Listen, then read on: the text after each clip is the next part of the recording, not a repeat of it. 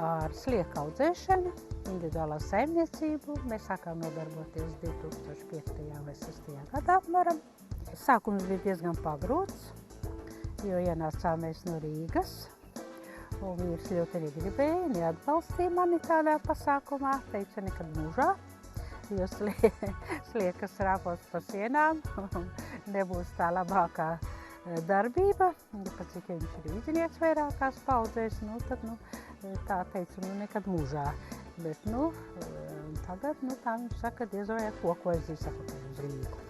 Ar klinti, ne?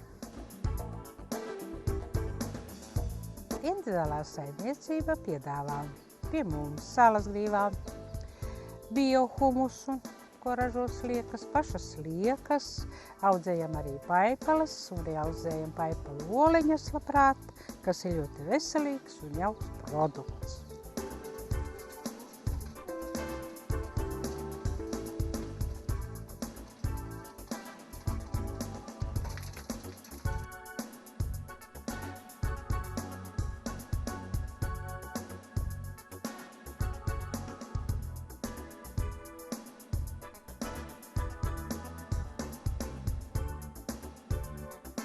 Gaidām jūs Salasgrīvā!